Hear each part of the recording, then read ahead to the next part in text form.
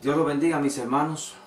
En el nombre de Jesús los saludo y le doy gracias a Dios por toda la audiencia que está mirando este video. Seguimos estudiando y trayendo un desenlace, una aclaración sobre quién es Jesús.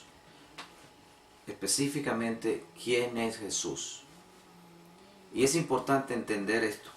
Voy a decirle, todavía voy a ampliarle, porque en el primer video le estoy hablando un poco de estas cosas y quiero decirle algo. ¿Por qué Jesús es Dios? ¿Y por qué era necesario que Jesús fuera Dios? Hablamos que en el primer video hablamos de que hay un misterio. Capítulo 3, verso 10 de Eclesiastés. Hay un misterio, déjenme aclararlo bien, sí, verso 10 y 11. Hay un misterio, el misterio de la creación. Hay videos míos que hablan sobre eso. El misterio oculto, el plan de Dios. Entonces, cuando no entendemos el plan de Dios con el hombre, con esta creación, no podemos entender por qué Jesús es Dios. Es muy importante entender, en toda sabiduría, en toda cosa sabia que se haga, hay un propósito. Hay un propósito.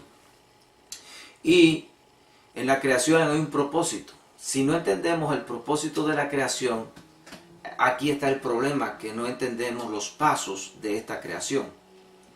Entonces, la Biblia habla de que Dios se propuso crear el universo. Dios creó este universo con sabiduría.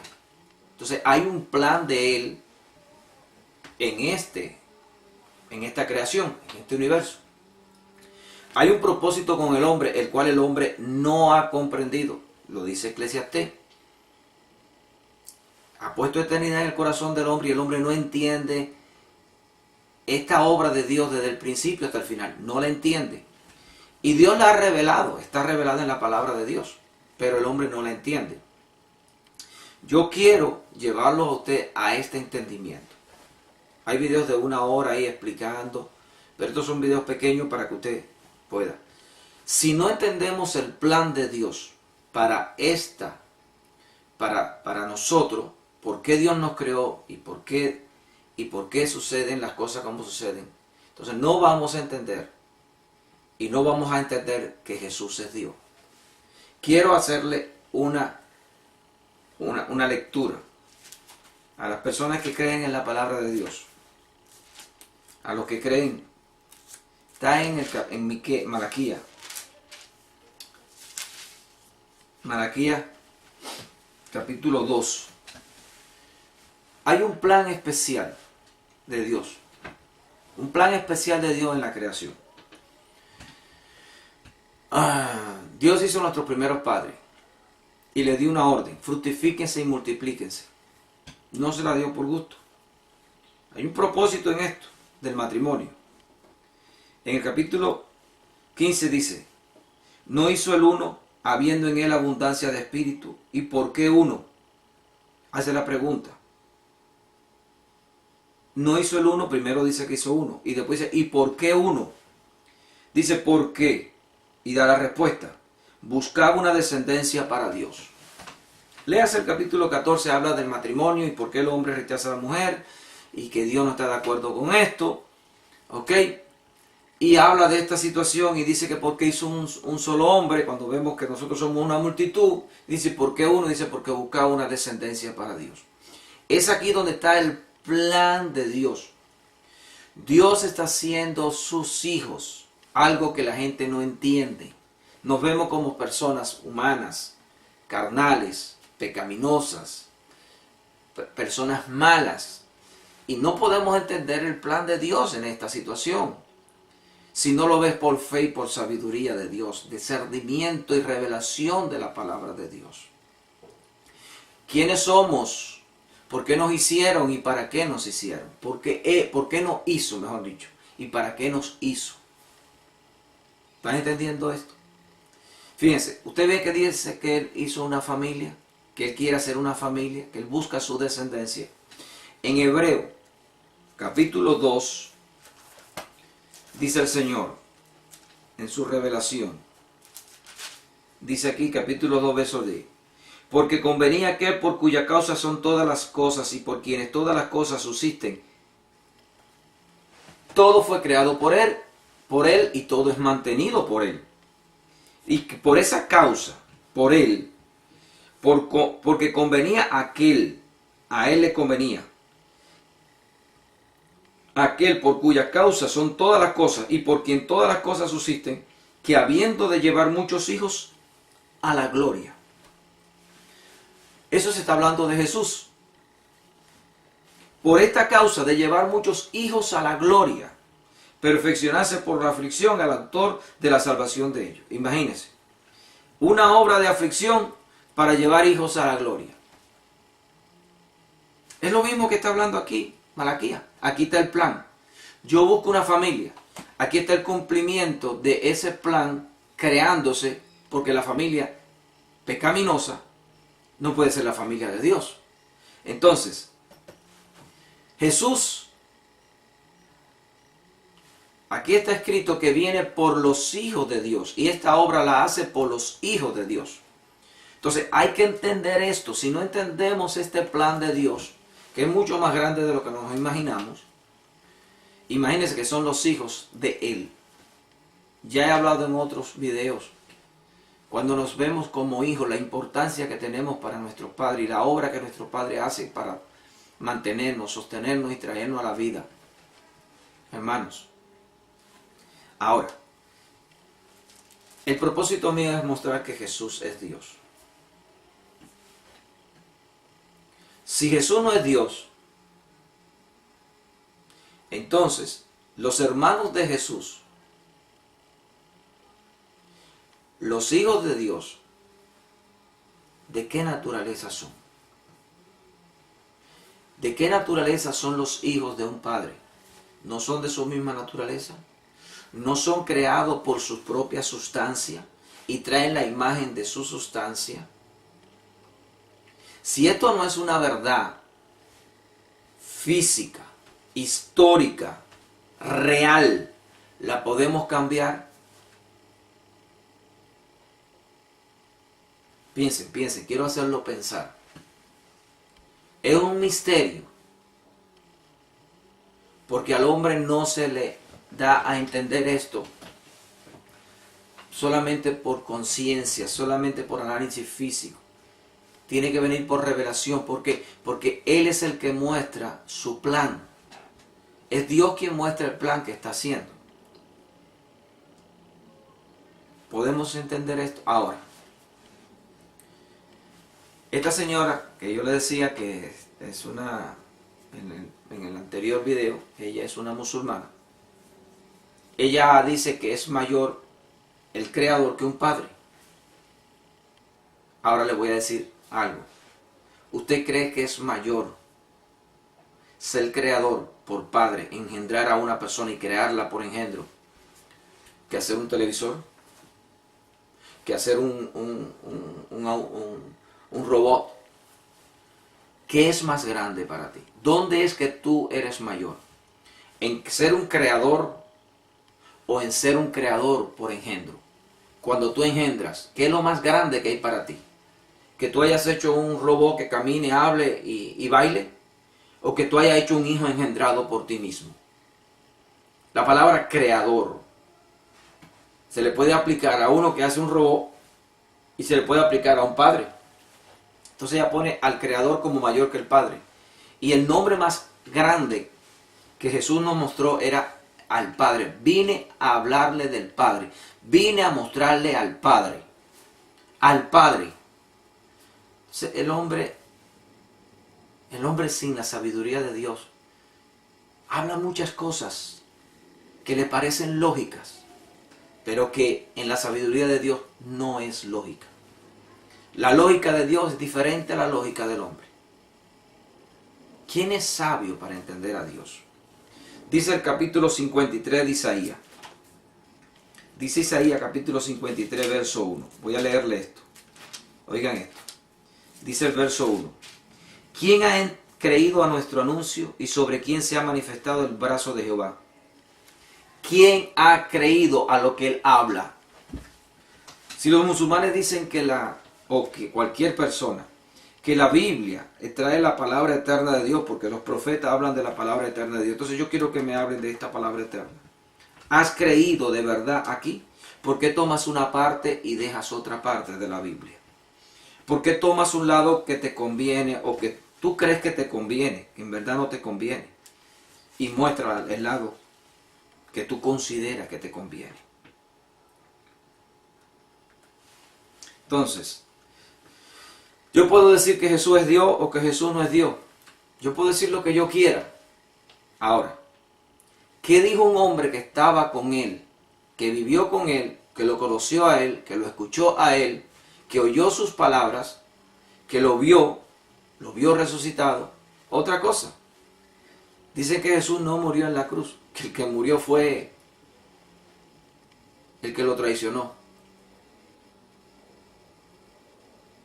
El apóstol que lo traicionó. ¿Cómo es posible que tú digas eso cuando está escrito por estos hombres que vivieron allí con él, diciendo que su madre y sus hermanas y estaba allí viéndolo, crucificándolo? María no conocía a su hijo. ¿Nunca has leído eso? Escudriñalo. Yo no voy a dar el capítulo y el versículo. Pídanmelo si quieren. Quiero que escudriñen, que investiguen. Quiero saber si es verdad que tú estás interesado en conocer. María no estaba allí a los pies de Jesús mirando cuando Jesús le dijo: mujer, este es tu hijo. Hijo, esta es tu madre. Entonces, ¿cómo es posible que digan que Judas fue el que crucificaron y que Jesús nunca murió? ¿Sabe cuál es la obra del anticristo? ¿Sabe cuál es la obra de Satanás, que no es más que el anticristo, en los hombres? Mostrar que Dios no vino en carne. ¿Han oído ustedes hablar de eso? Mostrar que Dios, que esta doctrina, que esa enseñanza, que esa doctrina, como quieran llamarle, que esa verdad no es la verdad. Juan escribió de esto. Juan escribió y dijo, hablando de esto, él dijo, un momentico, por favor.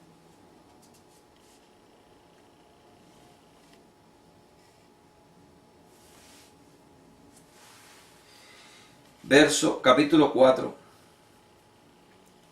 Voy a leerlo el 3. Y todo espíritu que no confiesa que Jesucristo ha venido en carne, no es de Dios. Y este es el espíritu del anticristo, el cual vosotros habéis oído que viene y que ahora ya está en el mundo. El que considera que Jesucristo, el Salvador, no ha venido en carne. Y eso tiene que ver con el misterio escrito en Primera de Timoteo, verso 3, capítulo 3, verso 16. E indiscutiblemente, grande es este misterio. Grande es el misterio de la piedad. Dios fue manifestado en carne. Y está en ese Juan, el mismo que escribió esta parte. Este hombre ahora que vivió con él, dice esto en Juan 1:1. En el principio era el verbo. El verbo era con Dios y el verbo era Dios. Y en el verso 14 dice, y aquel verbo fue hecho carne. El verbo Dios se hizo carne. Entonces, tocando este punto, yo quiero, esto no hay que darle mucha vuelta para entenderlo. Pero, ¿por qué Jesús es Dios? Jesús es Dios única y exclusivamente por una sola cosa. Está en Colosenses. Colosenses capítulo 1. Dice el Señor en su palabra. Verso 15. Él es la imagen del Dios invisible, el primogénito de toda creación. Él es la imagen del Dios invisible. Ahora, si Dios es invisible, ¿qué es lo que Jesús refleja en su imagen de Dios? ¿Qué es lo que Él refleja? Aquí dice que, el verso dice, porque en Él fueron creadas todas las cosas, las que hay en los cielos y las que hay en la tierra, visibles e invisibles, sean tronos, sean dominios, sean principados, sean potestades, todo fue creado por Él y para Él. Entonces, si Él es el creador y Él es la imagen de un Dios invisible, el único Dios invisible, el Dios que es invisible, ¿qué imagen es la que está hablando? ¿Se ha puesto usted a pensar en eso? Hebreo 1 nos lo aclara en el verso 3. El cual siendo el resplandor de su gloria, resplandor, lo que ilumina, lo que da a conocer, la luz de Él, su resplandor, lo que Él da a conocer de Él. Cuando usted mira el sol, voy a poner algo lógico, usted ve el resplandor del sol, pero usted no está viendo de qué está hecho el sol, usted no está viendo las entrañas del sol, usted no ve al sol, usted ve su resplandor. Entonces dice que Jesús es algo así, el resplandor de Él. Pero ahora dice, ¿cuál es este resplandor y a qué se refiere? Como decía Colosenses, Él es la imagen del Dios invisible. Dice, la imagen, aquí está, la imagen misma de su sustancia. ¿Por qué Jesús es Dios? Porque el verbo, Dios, se hizo carne, la sustancia divina de la cual está constituido nuestro Creador, se hizo carne. Y esta sustancia, al hacerse carne, no dejó de ser esa sustancia, solamente tomó la forma, tomó la imagen, tomó la naturaleza, tomó la manifestación del hombre y se hizo una imagen, pero la sustancia sigue siendo sustancia. Usted puede coger un pedazo de hierro y con ese pedazo de hierro hacer diferentes imágenes, pero sigue siendo hierro. Esto es lo que no entienden muchas personas, ni aún lo entienden muchos que han leído la Biblia, tristemente. ¿Cuánto menos lo van a entender aquellas personas que han sido criadas con costumbres, con ideas, con enseñanzas que no tienen nada que ver con esto? Piense, hasta aquí, ahora le queda para usted analizar esta sustancia hecha carne, esta sustancia tomando imagen de un cuerpo humano y formando un cuerpo humano. ¿Dejaría de ser Dios?